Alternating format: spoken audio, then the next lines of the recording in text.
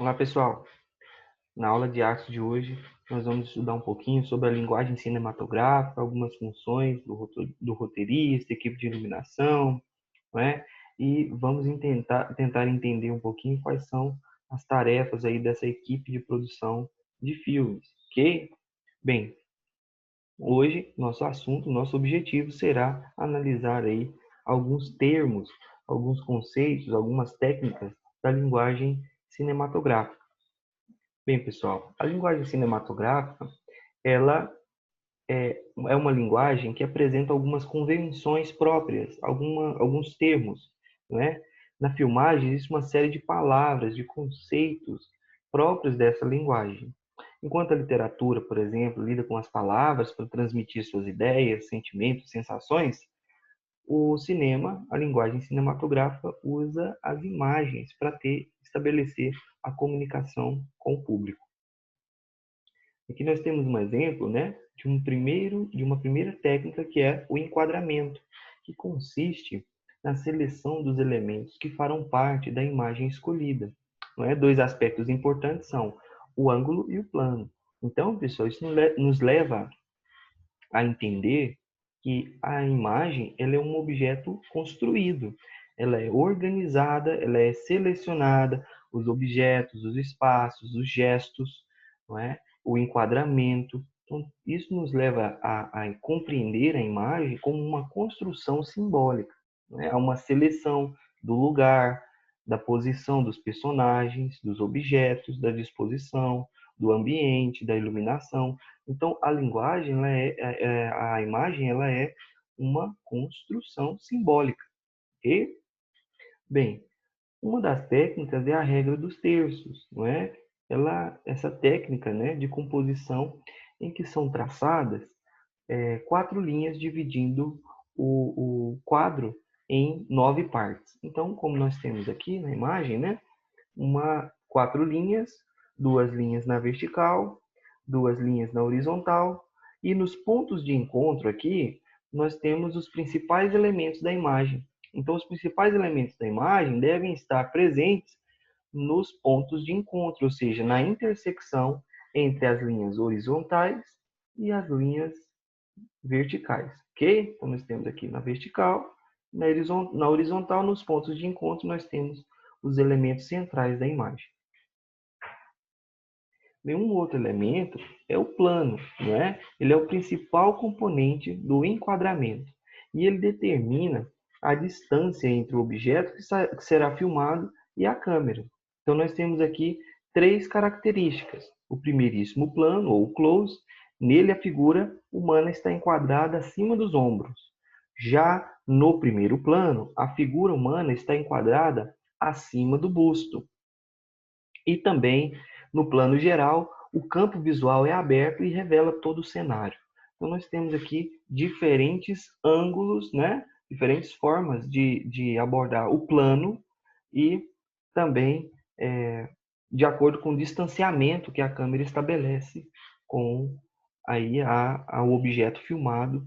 Nós temos aí diferentes planos, né? Primeiríssimo plano, primeiro plano e plano geral.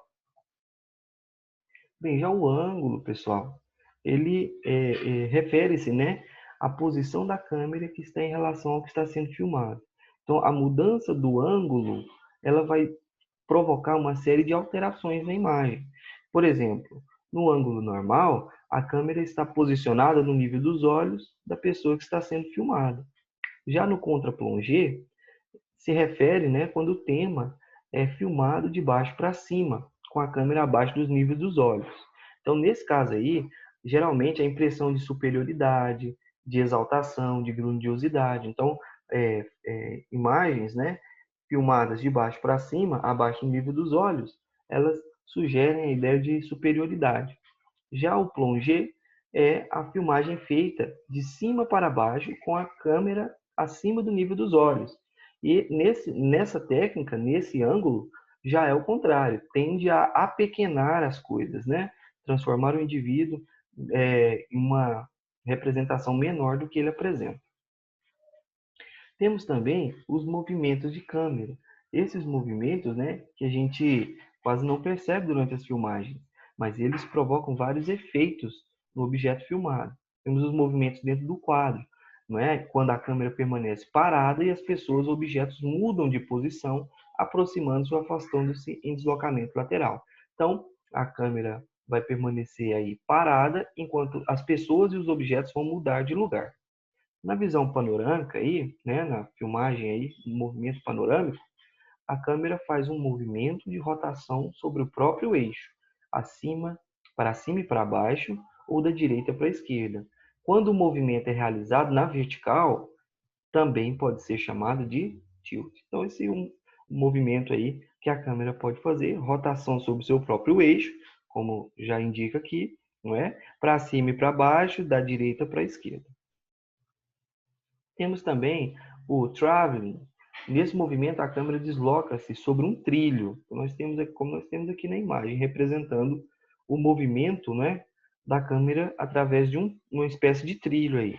E pode acontecer em qualquer direção, tanto o ângulo quanto a trajetória da câmera permanecem os mesmos, mas ela se movimenta de uma região para outra. E o zoom já é bem conhecido, não é? Com o auxílio de uma lente apropriada, é possível realizar a mudança de enquadramento, sem que o operador de câmera precise trocar de posição. Então, nós temos aqui o operador da câmera permanece parado, mas ela pode mudar aí a posição, né, o ângulo da câmera, aproximando ou se distanciando, sem que o operador precise mudar de posição.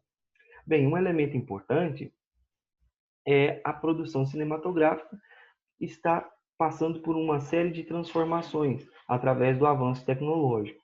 Então, vem aparecendo, né, filmes cada vez mais sofisticados, com efeitos especiais, e isso mostra o quanto o avanço tecnológico acaba influenciando a produção cinematográfica e as experiências das pessoas. Além disso, existe um termo, né, surgido aí em meados da década de 50, 60, que é o de indústria cultural, que mostra o quanto a produção cinematográfica está relacionada ao mercado, à produção de bens de consumo, não é? De imagens, de cartazes, de bilheterias. Então, ela movimenta uma grande quantidade de capital.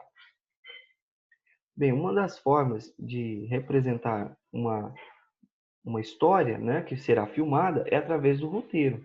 Então, o roteiro é onde se registra as falas, os diálogos, as ações dos personagens, as cenas, uma descrição do lugar. Então, o roteiro é uma boa opção para começar uma história e para começar a produzir cinema.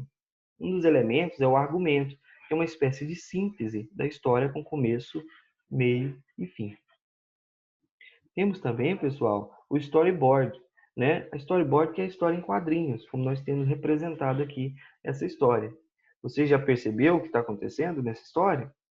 Bem, nós temos uma moça que está aparentemente no trabalho, no espaço de trabalho, e ela sente a presença de alguém se aproximar. Ela fica ali na sensação, né, apreensiva, e depois vai se aproximando, a imagem vai se aproximando, ela fica com medo, mas depois ela se vira e descobre que não era nada disso, né? Era uma pessoa comum. Então, uma proposta para vocês é a criação da sua própria história em quadrinho. Essa será a nossa atividade aí para vocês fazerem em casa. Crie sua própria história em quadrinhos, crie uma história interessante, pode ser uma história de suspense ou uma história em um romance, mas crie uma história em quadrinhos em que há aí a linguagem visual aí seria o elemento fundamental. Bem, pessoal, vamos abrir as nossas apostilas de artes lá na página 99, para a gente fazer a correção da atividade relacionada aí à aula de hoje. No exercício número 1, nós temos numere as descrições das tarefas na coluna da direita, de acordo com as funções citadas na coluna da esquerda. Bem, nós temos aí a primeira, redação do enredo, das falas, as descrições dos locais onde se passam as cenas, não é? Quem faz a redação do enredo é o roteirista. Então, aqui no primeiro quadrinho aqui, vocês vão colocar número 2, que corresponde ao roteirista. Trilha sonora. Quem é responsável pela trilha sonora? Não é? Equipe de sonoplastia, não é isso? Nós vamos colocar o item 6 aqui, não é isso? E o quadrinho, terceiro quadrinho, coordenação de cenas e concepção geral do filme. Quem é que faz, quem é que tem essa função? É o diretor aqui, ok? E criação dos ambientes físicos. Quem é que tem a responsabilidade de criar, né? Os ambientes físicos é o cenógrafo, não é isso? E a criação de sensações por meio da luz é a equipe de iluminação. Organização posterior do material filmado. Os responsáveis aí por organizar as filmagens, né? É a equipe de edição, que vão editar o filme. E a aparência do personagem é a equipe de caracterização. Beleza?